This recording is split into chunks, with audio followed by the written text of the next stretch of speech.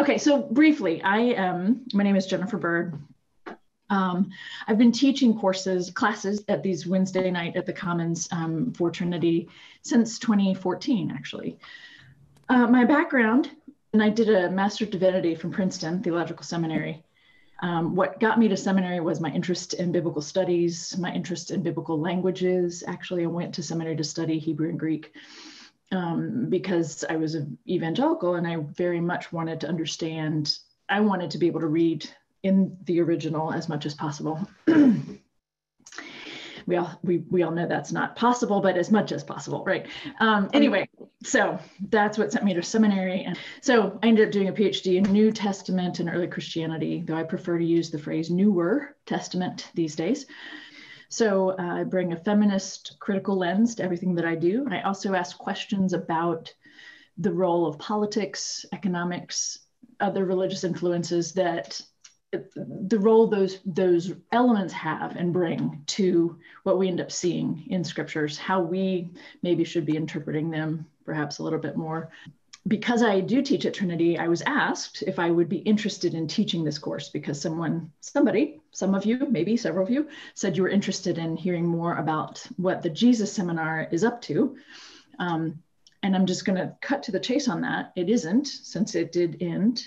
They wrapped up in 1998, but I'm going to do a presentation this evening reviewing the basic content of that seminar, and then ask you all for some input on what you would like me to do next. So beyond the Jesus Seminar, right? So what I would like to offer first, obviously, is an overview of the Jesus Seminar. You can see that it started in the mid-'80s. This seminar started, you could consider it, if you would like, the third wave of the historical quest for Jesus. There have been several, historically speaking,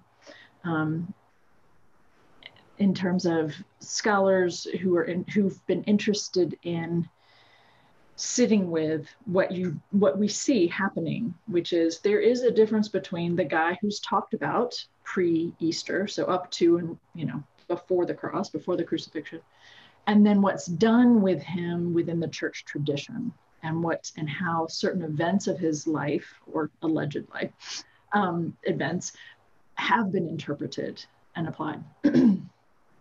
So this is something that it's not that this group of predominantly men decided to do.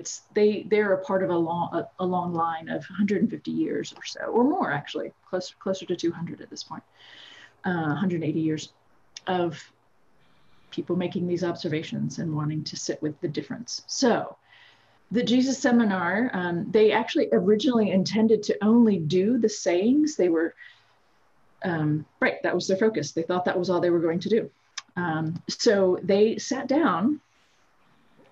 The folks, I keep saying, I don't want to say men, because I think the initial group of people were all men, were all male. But there were one or two women that were pretty early on, if not also maybe one. So starting this whole thing. Anyway, so the first 6 years, they met twice a year to deliberate over, and people would present papers and there would be conversation about the papers. And so kind of a very, formal process. So there were 500 different items out there. And what I mean by items would be anything from the first 3 centuries in terms of parables, aphorisms, dialogues usually with his disciple, but there are other dialogues, as you well know, conversations that he has with others, and stories, either stories that he is telling or that he's the main character in, or some of them are stories that other people are speaking. But if there's something attributed to Jesus in the story, then that counts. So 1,500 versions of these 500 items, right? So that means, yeah, we're not just pulling from the Gospels in the Newer Testament, we're also pulling from non-canonical Gospels, non-canonical traditions, things even within early writings that may have attributed things to Jesus. So when you say the first 300 years, that's actually, we've got some pretty significant development of thought potentially in that window. So So as many of you know, let me just, remind you, that what they then did after presentations and over the course of these 6 years, they would cast a vote. And I've been told that it was a casting of marbles was partially playful, right? That they were partially trying to have something that would catch the attention of various non-scholarly sources, outlets, if you will. And I like that. I personally respect that and like that.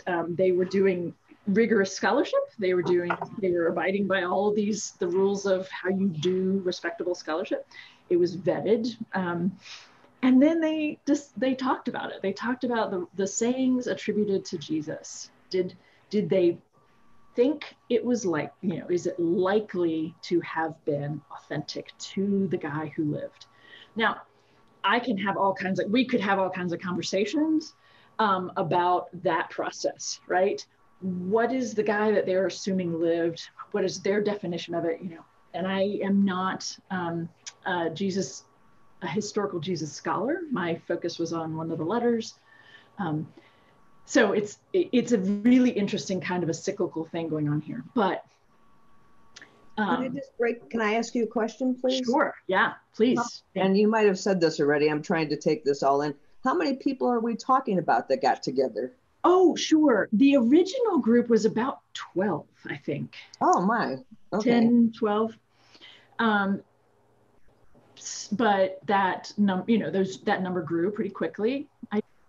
I was trying to think, you can go to Westar, their website, but those are fellows that are involved with the range of seminars, not just the previously with the Jesus seminar. So probably up to about 30 maybe at its peak. Thank you. So they would vote. And the casting of marbles was color coded. Red marble would be something that you absolutely thought Jesus most likely said this. Very strong, as certain as you could be without saying he certainly did. And so pink then would be probable. Gray is probably not. We're kind of on the edge there. And then black is, I don't believe this guy would have said that. So that's the range, black to red. And so they end up producing a red letter gospel, right? So the things that they think he did say. And the red letter gospel in its entirety would be quite short because it's not many things. I do have a copy of the 5 gospels with me that essentially shows, and I may hold up a couple pages just to show you, but essentially shows going through the synoptic gospels. So anyway, they've gone through the 4 canonical gospels, and then they include the Gospel of Thomas sayings. And they go through and color code the way that the collective had voted overall. So at the end of the 6 years. So what they came up with in their deliberations was this is a fairly small grouping. It's almost unsettling, really, especially for people of faith, right? And the question, especially given even just the range of comments that we had at the beginning, if this whole endeavor is catching you off guard, perhaps, I don't know. There is a distinction to be made between, who the guy was, what he was about, what got him executed, all of those things. And the traditions that have built up on, right, his memory and the vision that he had, and what we then call the Christ of faith, right? The historical Jesus, the guy who lived, versus the Christ of faith. And since Marcus, or at least know of him, obviously he's not interested in poking holes in anyone's faith. That isn't the intention, right? And at the end of the day, what the Gospels do say is true. It's just that they might not all have happened. It might not all have been as it's depicted. It might not have all been said by Jesus. The point for the community of faith is that very early on, communities did want to say he said these things, or they recall the stories or aphorisms, through the lens of where they were at that point in time, and have a story to tell, or have a saying to connect to the memory and the tradition of the man Jesus.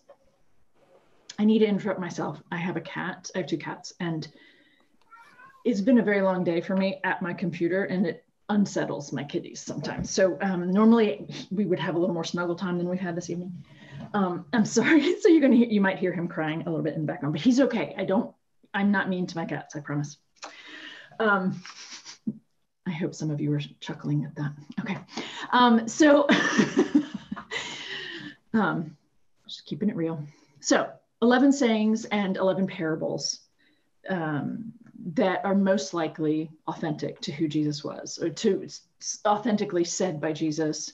And I'll just read through the list. So in terms of the sayings, the turn the other cheek, if the coat and shirt, I have the list of how they've referred to them. So if someone asks for your coat, give them the shirt off your back as well, that kind of thing. They're saying, instead of the blessed are the poor, they think that was certainly something this guy would have said. I realized that one of these I need to go look up, because they just have a reference to it. Matthew 5. It's one of the Beatitudes.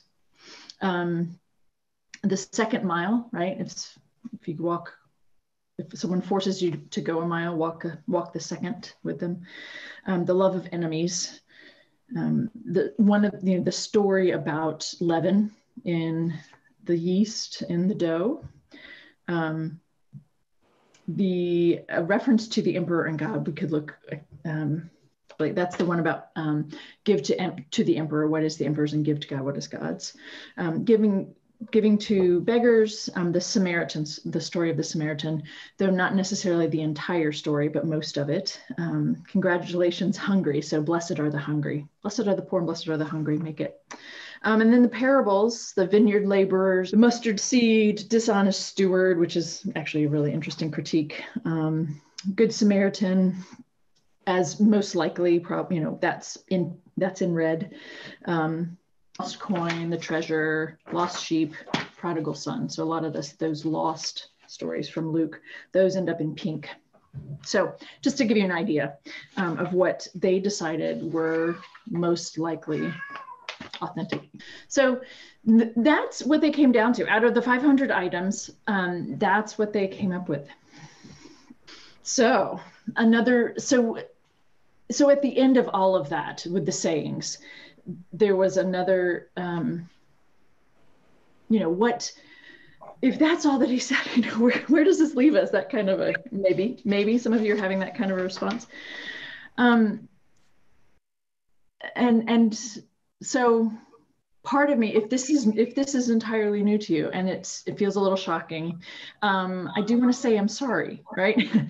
It's not meant to be an affront. It's not meant to be poking holes at someone's faith, right?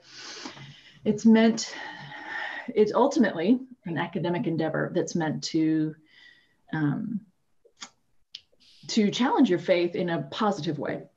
So there are 3 big conclusions they came to at the end of this, looking at the sayings, and they're pretty significant. One, the members of this group, they did not believe that Jesus ever would have referred to himself as the Messiah. Nor did they think that he would have claimed to be divine, to be God sent from heaven in order to die as an animal sacrifice for the sins of the world. Like, that is that is later tradition, that is later development of thought, in their opinion. Big stuff, right? In terms of what you're going to do with that. They do think that, and this actually says as much about the people on this collective as it does about who Jesus actually was or what he said. I mean, it's worth noting that. But they do believe that what Jesus was talking about when he referred to the kingdom of heaven, referred to the kingdom of God, that he wasn't talking about something in the future or not in the skies.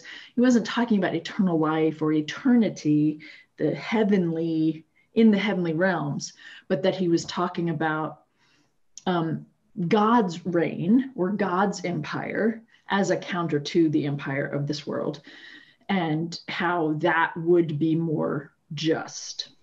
I think there might be some chats maybe going on. Do I need to? According to the Jesus Seminar, isn't the Lord's Prayer one of the things that was said? Actually, yeah, I think it might be gray. I think that's why it's not on the list. So the Luke 11 version, if you can see, there's one word that's red. Father. Yep. There are a couple words that are pink, and the rest are gray. The Father is red. The pink is your name be revered, impose your imperial rule. And that's what we were just referring to in terms of the vision of for life in God's empire or God's kingdom, God's reign. And then the rest, provide us with the bread we need day by day. Forgive our sins, since we too forgive everyone in debt to us. And please don't subject us to test after test. I do like the rendering. That's kind of nice. That is in gray, meaning they agree that is likely not authentic, not something Jesus said. They're trying to make decisions. They're trying to have some, they're trying to come down on not likely, most likely not. And so I'm wondering if that, maybe it was just something you had thought you'd heard, or does it upset the apple cart for you, Ward, to have them say it was mostly gray? No, I'm not upset at all. I just had remember, I always thought it was ironic that the modern trend in the church is away from all these masculine references to God, and yet the one thing that Jesus Seminar, the most liberal group in Christendom, decided was that the Father was actually one thing that Jesus really did say. So, I mean, that's all. And no, it doesn't upset me at all. Oh, okay. Yeah, no, I actually appreciate that anecdote from you. Two different things there. Gosh, I feel like we could have a very long conversation about what you just threw out there, because sure, Jesus called God Father, no question, right? He's a Jew in the first century, right?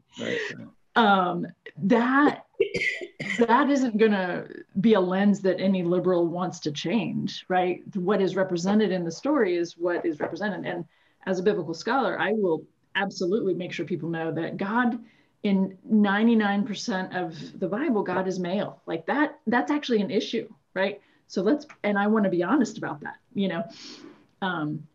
for today, when we talk about what or who God is, I'd like to go beyond the binary for sure, if not, right, beyond anthropomorphic or whatever.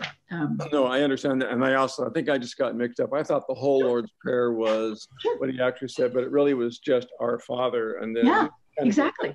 Yeah.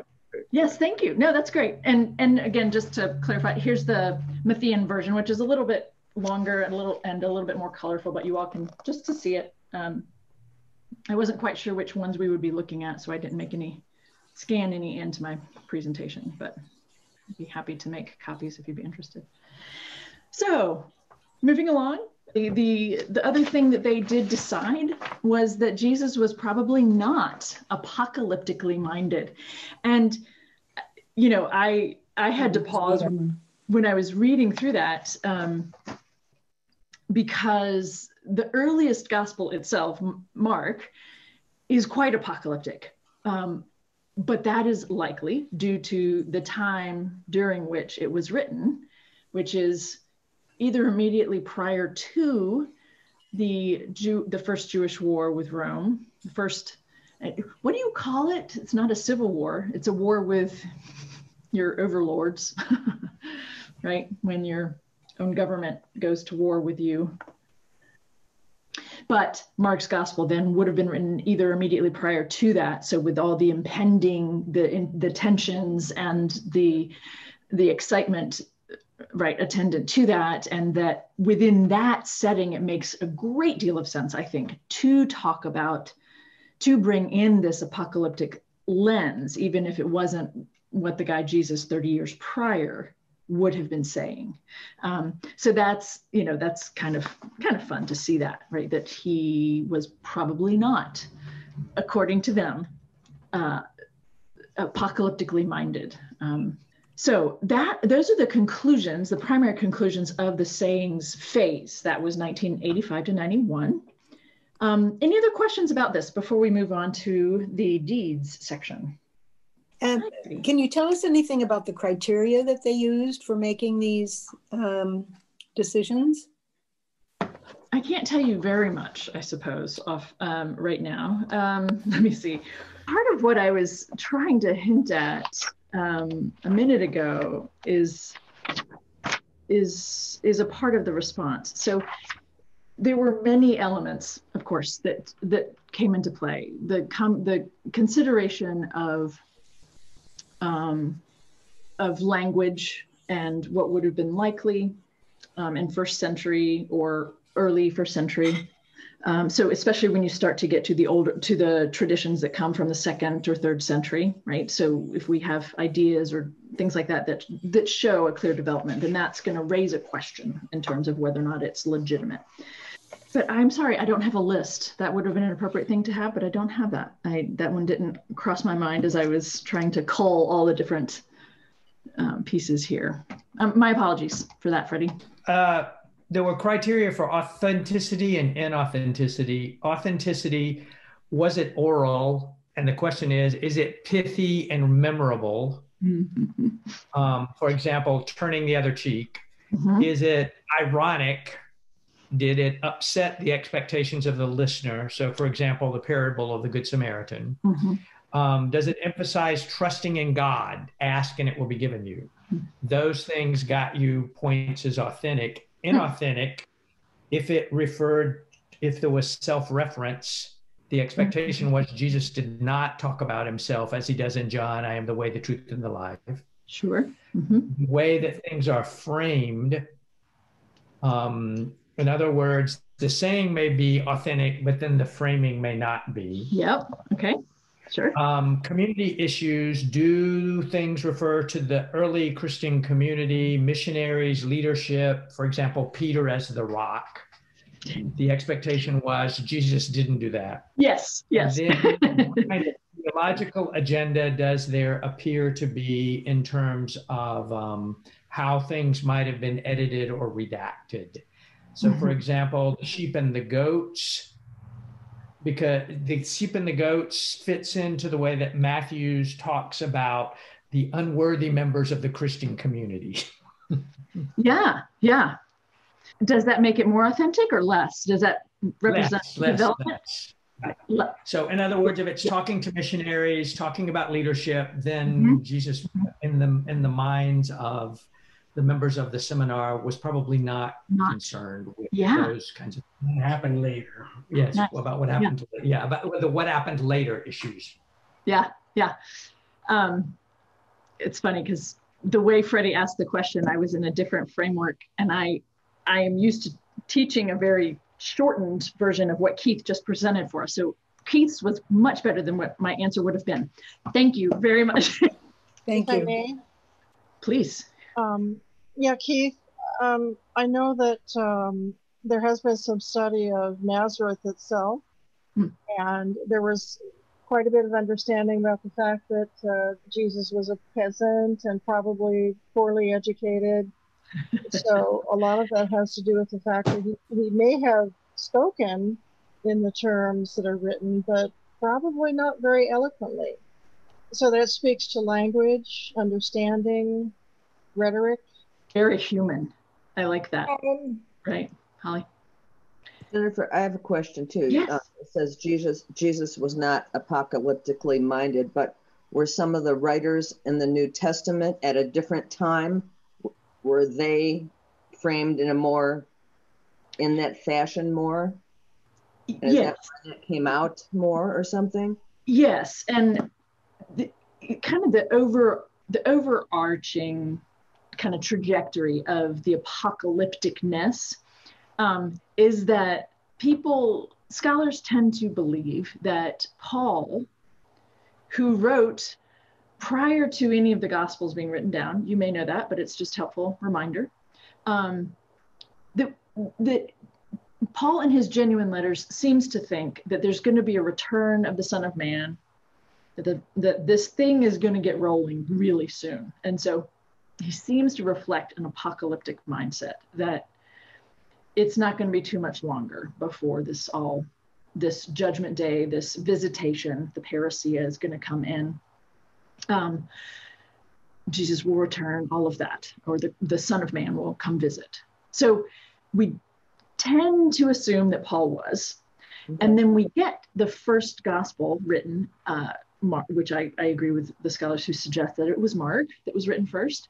And like I said, that is the most apocalyptic in terms of there's like a chapter in there that's pretty heavily apocalyptic, and a few sayings are attributed to Jesus that seem like he's also on board with this urgency. Again, I think the urgency within Mark and the really fast pace of the Gospel of Mark has more to do with the time in which it was written. Okay. But then the farther you get from the original event, the less apocalyptic each gospel gets. So that when you get to John's gospel, the latest of the four canonical, there's no sense of apocalyptic urgency at all.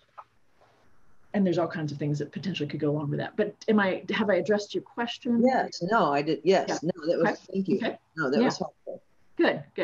Holly, did you have a question? Yeah, I was going to say that in terms of the apocalyptic bent or lens, you want to call it that, if you think about how Saul, before he became Paul, was so zealous.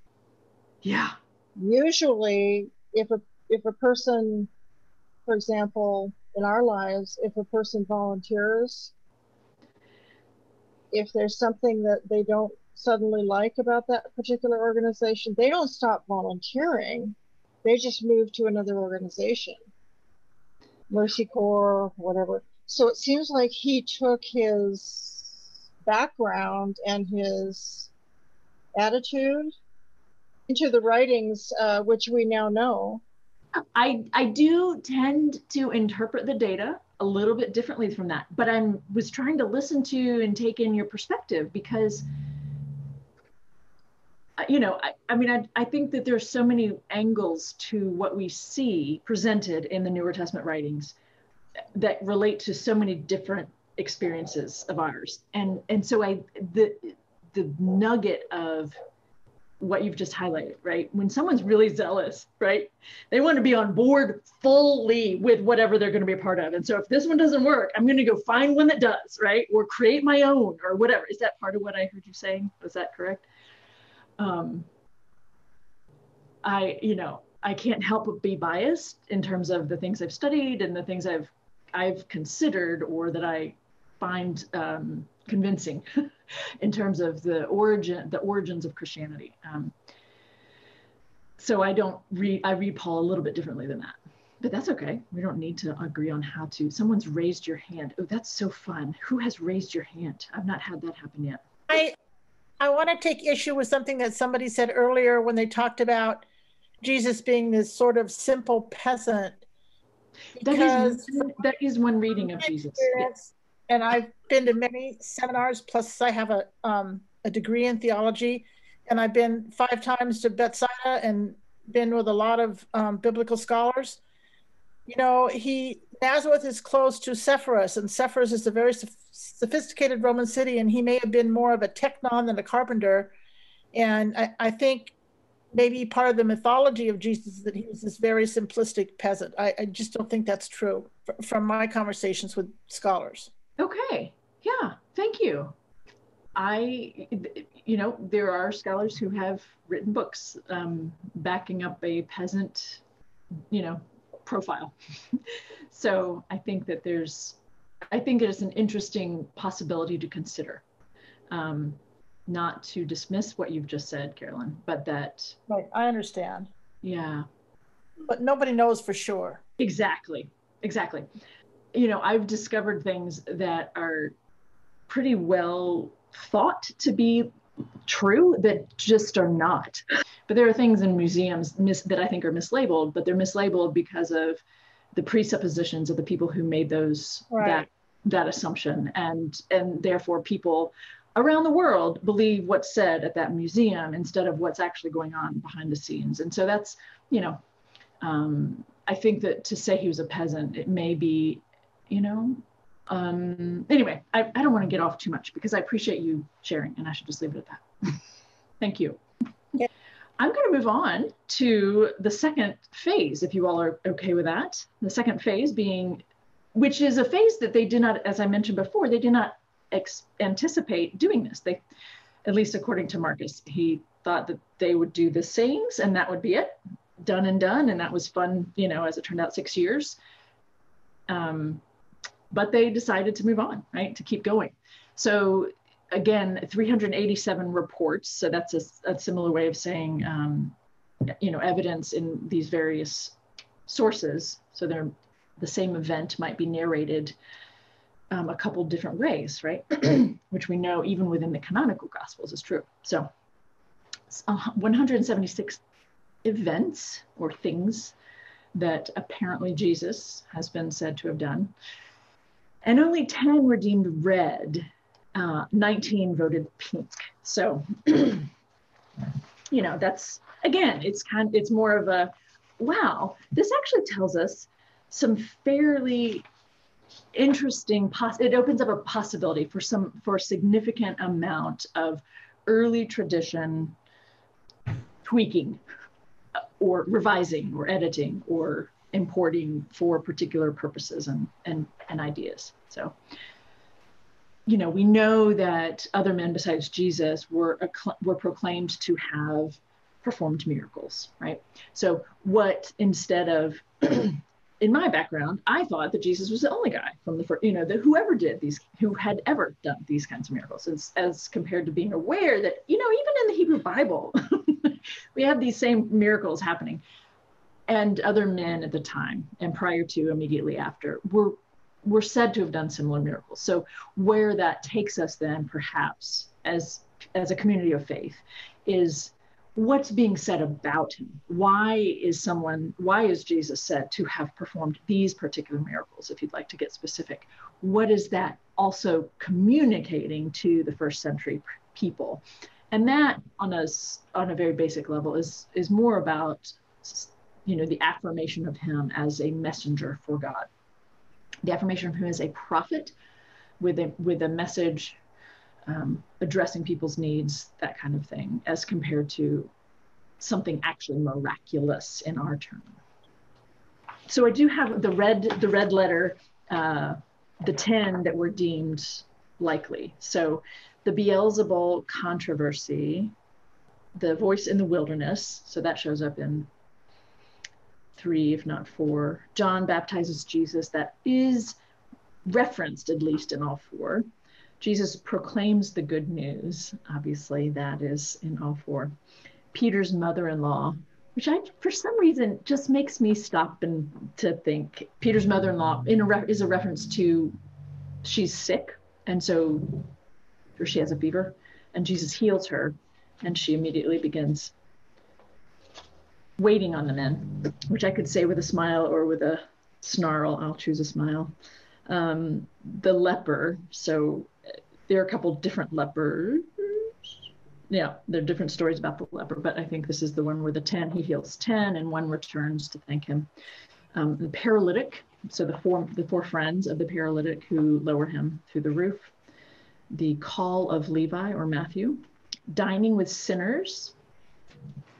I'm smiling and pausing because it's an interesting thing that's been brought up with, you know, when I teach intro, is to call someone a sinner in this context. Do they mean just a general, we're all sinners, or does it have specific connotation for men and women? And that we don't need to get on that tangent, but that's what I was just thinking about. And then the Sabbath observance, the fact that his disciples are working or doing something on the Sabbath that is not appropriate, and his comment right about that. So those are the 7 red deeds, if you will. And so that the other conclusion then that they have from this, or other conclusions, I should say, right, is that they don't think that the real guy would have walked on water. They don't think that he did these miraculous things, right? As Marcus had said, you know, he voted black on almost everything from John's gospel. And that makes sense as well in terms of the context and the content of John. But that is where you get, that's where you get changing water to wine is only in John. Raising Lazarus is actually in Luke's gospel, but that is probably not something he did.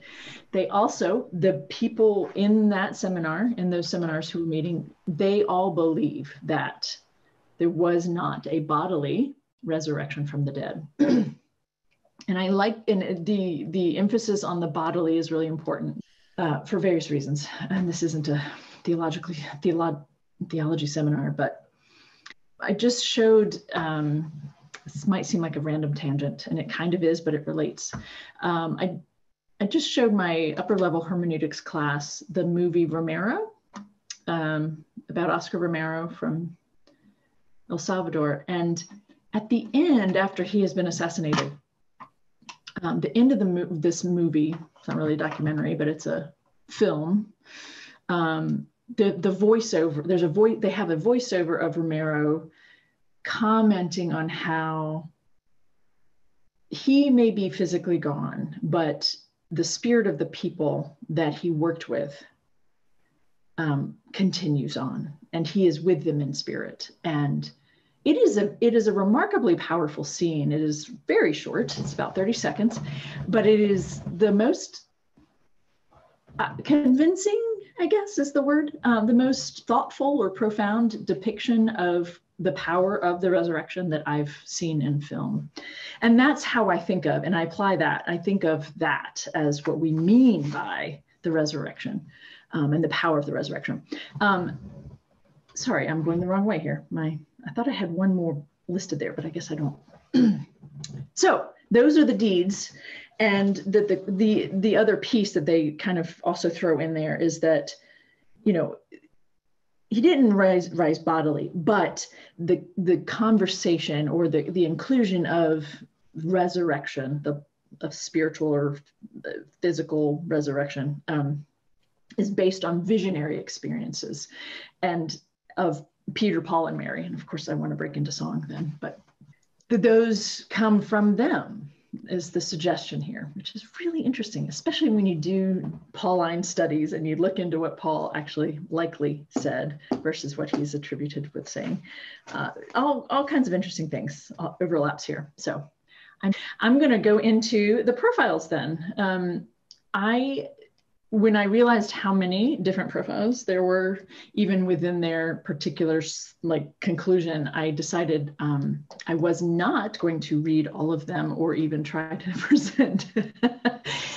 I only have so much time in the day, but there is a collection of their seminar summary, essentially, where they, at the end of just a couple years on this one,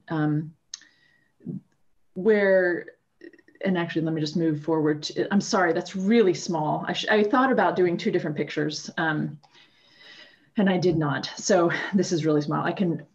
So we have people saying the Jesus of history, a vision of the good life. So the scholars either presented, 9 of the scholars presented either their understanding then of who the guy actually was, or responded to other volumes that had been written recently on trying to offer a depiction of Jesus. And that figure reminds me, there were 15 men, or 15 people, there were women involved at this point. There were 15 people at that stage of the game. So 9 of them contributed here. So we have a vision of the good life, right? We have Jesus of Nazareth, a profile under construction. We have Jesus as a peasant artisan. We have Israel's prodigal son, reflections on reimagining Jesus. The search for the historical Jesus, why start with a saying? So kind of a retrospective trying to talk about that. And I imagine Lane goes into some interesting applications there. A sketch. When it gets to some of the, when you know the scholars, it is similar to what Albert Schweitzer said in 1901, 1902, which, in the second quest for the historical Jesus, which is, it is like looking down a well. You see the Jesus you see is the one reflected in the water, right? This is both thought-provoking, intriguing. I don't know, when we get down here to Stephen Patterson, I'm a little bit concerned, but I say that playfully, right? We have obviously, well, not obviously, but Kathleen Corley is talking about gender, right? And class. So two important issues that are strewn throughout the Gospels. Jesus as a Mediterranean Jewish peasant. John Dominic Crossan. I imagine some of you have met him. I imagine he's come to Trinity for some lectures, or you may have seen him elsewhere. But if you know him, it's probably not a big surprise that that's his take on Jesus, right? And he is very, very smart man, but also very simple and humble and down to earth. And, Jesus in the company of sages, is a bit of a reflection of Hal Taussig, right? Dirt, shame, and sin in the expendable company of Jesus. Stephen Patterson teaches down at Willamette University. And the Gospel of John and the historical Jesus. So that's more of a conversation about what's going on there. So that was the end of their quest, I suppose. So there are a handful of profiles that people have spun out. And I know that was it just last year that Matthew did a course or showed some videos of, by some of these scholars. I know that Paula Fredrickson was one of them, among them that some of you, I'm sure, were there for, to see what they have to say about this guy, the historical guy himself. So we have 5 more weeks, and instead of trying to decide on my own, last week I decided I was going to ask you all what you're interested in knowing more about. And I did see at the beginning that some of you are interested in this. What are some of the other, not debates, but conversations? What are some of the main developments perhaps, or main areas of interest within historical Jesus studies?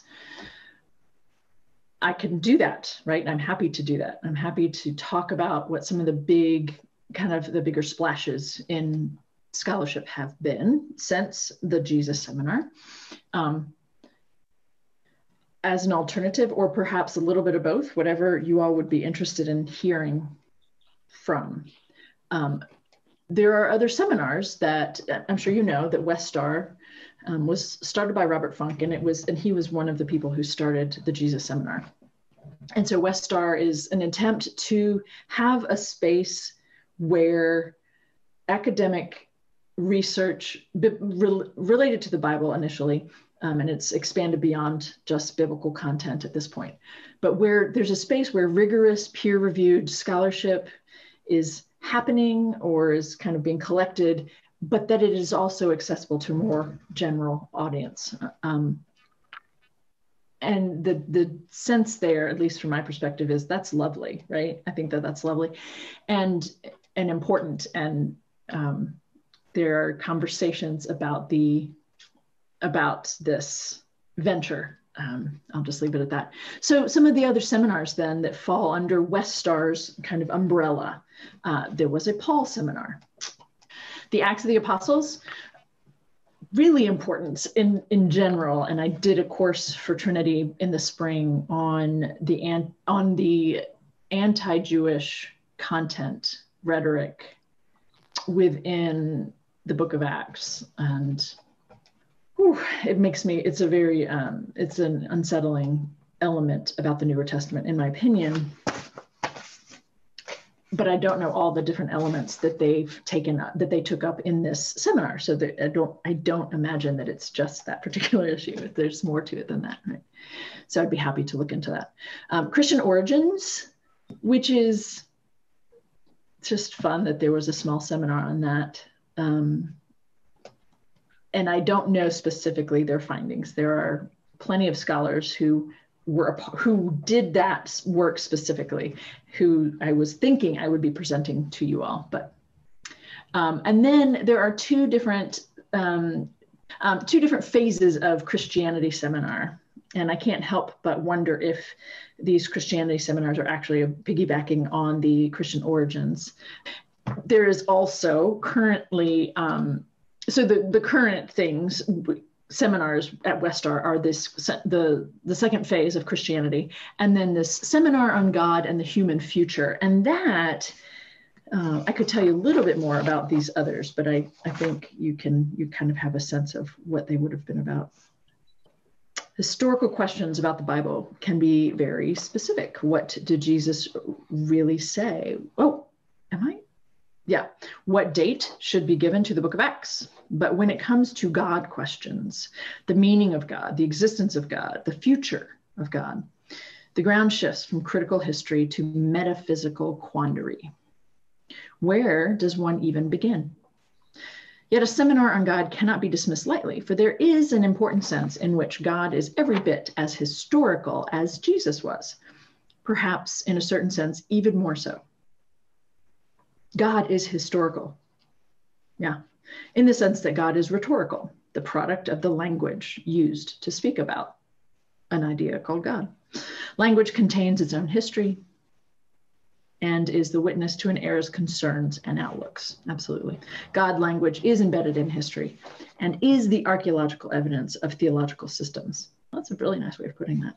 So, but the thing is, the God seminar then is not actually predominantly biblical scholars. It is theologians, even philosophers of religion, and some critical theorists.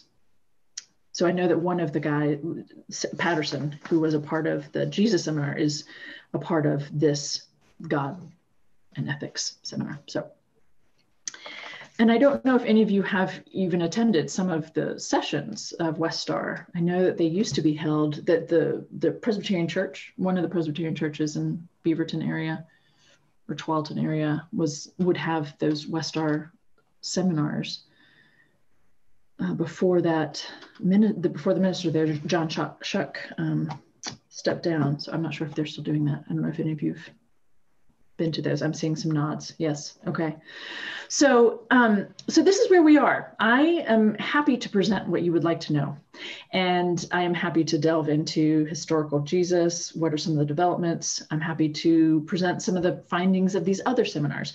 So I was trying to decide between whether or not I should have a poll or if I can just ask you for some input in chat. And I think chat is the easiest way.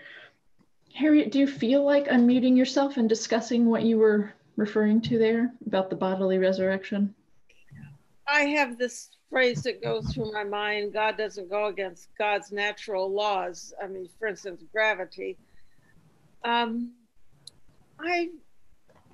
Something happened at what we call the resurrection, because 2,000 years later, there's worldwide Christianity and the belief in the resurrection. And but, what do we mean? Is it physical, bodily resurrection? I don't know. It's not something that's testing my faith. I'm just intellectually interested in it. Is that clear? I can work with that. We'll see what I come up with. I am happy to try to do something like that for you.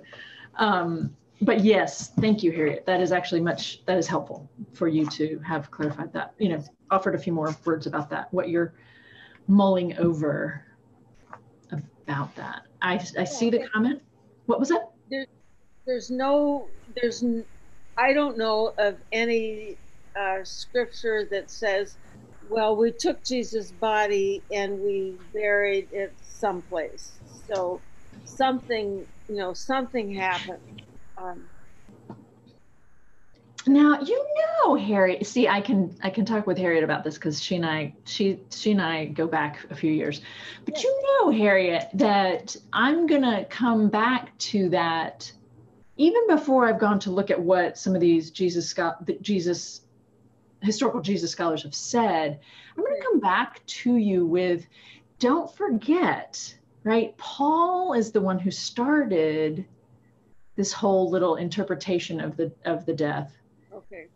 Right? And what we get from the book of Acts itself, that is not being written immediately after. We've got 100 years maybe, right, between the execution of Jesus and the telling of the immediate aftermath of. So, you know, okay, what did Paul mean by that?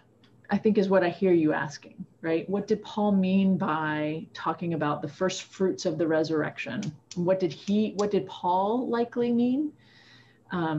Is that fair that that's what you're asking? Yeah. Okay. Good. Yeah. Sarah, okay, thank you. I saw someone saying they're interested in the God and the human future, feminist reading interpretations. Martha, can you say anything more about your comment there? Do you mean you're interested in how some feminist scholars have profiled Jesus? Well, I guess I was kind of getting at something you said early on that kind of said that it was a thing that you had thought deeply about this. So I'd be interested in weaving some of your, knowledge and conclusions from your scholarship in. Why the miracles were determined to be Black. I'm happy to look into more than just because miracles aren't possible. Because I think there's more to say than just that, and I'm happy to come back to that. More reflecting the historical Jesus and the studies within that. Good, thank you. I appreciate this, all of you. Sarah, thank you for the recommendation. Jesus Before Christianity by Albert Nolan. And he is, yes, one of the historical Jesus scholars. Is there anything in particular you'd like to say, Sarah, about why you found that compelling or why you wanted to recommend it? It was recommended to me by a Catholic priest friend, and I'm actually only about a little bit less than a third of the way through it. I'm finding the scholarship in this book and his knowledge extraordinary, and it's readable. It's the first chapters, well, I'm not going to go into what the first chapters are named, but it is excellent. It says on the cover, the most accurate and balanced short reconstruction of the life of the historical Jesus by one Harvey Cox. So it's a fine book. Lovely. Thank you for that. There's a lot in there too about the history of, you get a better understanding of what the countryside was like at the time and the politics and the military things that were happening and why they were happening, and much better who was who than we get just from reading the scripture. Great, thank you. That's kind of what I'm interested in too. It was like, I happened to listen to, because of this class, Marcus Borg, a YouTube to All Saints Church, okay, 7 years ago, and he was talking, and it was just, I learned so much more historically about the time and everything, and then it all kind of came together and made more sense to me with the history. Does that make any sense? I mean, and he was talking about Jesus being a Jewish mystic and things, and so that I guess I would like to see, like some of the other people are saying, history, but we've got such a background, such a diverse background of people here, that I mean, I don't know what a lot of these other people are pretty scholarly know. Mm-hmm. Mm-hmm. Sure. Yeah. I'd like to make a comment. Please. My background is more biblical archaeology, and where I come from is having the experience of excavating at Bethsaida for 5 years, and also of being connected to the scholars and the Israeli scholars in Israel, and people with the seminars at University of Nebraska at Omaha. Okay. And so they've discovered things archaeologically, that counteract some of these ideas about, like, the other thing is, like, some people think that, like, Peter and all those people were like really simplistic fishermen, and the excavation of Bethsaida, the fishing village, shows that they weren't just simple fishermen, that it was a big fishing industry. And like the one fisherman's house that they've uncovered, they had like Rhodian wine jars and things, luxury goods from all over the world. So there's archaeology stuff, you know, concrete evidence that has been found that I think informs the biblical story. Sure. Yeah, and that's a beautiful example, actually. Thank you for that. Are you interested in me then trying to present some of that? I'm just trying to make sure that I understand what to take from this, right, for the future next 5 You're talking to me? Well, yes. Is there something in particular from, I take it that you're sharing that in general for the edification of the class. And I don't know if there's something that you were interested in me trying to present or run with on that, I guess. Not necessarily, but I'm reading this message from John Zoll, and I really think this is interesting, that comparing the views of the Jesus Seminar with ones that tend to polarize large swaths of Christianity, because that's the world that we're living in. And, you know, a lot of other Christians would really be horrified, I think, at some of these things. But yes, most definitely. But that doesn't bother me at all. So, well, my thought is these days we should be looking for any ways we can to dialogue across the aisle, so to speak. And that's why I put that comment up there. We exited out of 3 decades in evangelicalism, and they have very specific views, relying sometimes on one scripture. And I'm thinking, one just popped into my head, John 14:6. I'm the way, the truth, and the life. No one comes to the Father except through me. Which basically, for them, means separating from all the other religions in the world, as well as other parts of Christianity. So that was my thought. There are other possible key verses that might be worth exploring. Okay. Yes. Thank you for clarifying. Yeah. No, I'll see what I can do with this. Well, I think that you know, this gives me some direction, gives me some fodder for where to go with these next 5 weeks. Anything else that anyone else would like to? Well, I'd just like to thank you, Jennifer, because this is really interesting. Good. I'm glad. And I look forward to more. Thank you. I appreciate you saying something, and yeah, I'm happy to be here. Thank you all for showing up this evening, for joining us, being a part of things, and I will look forward to whoever's here next week.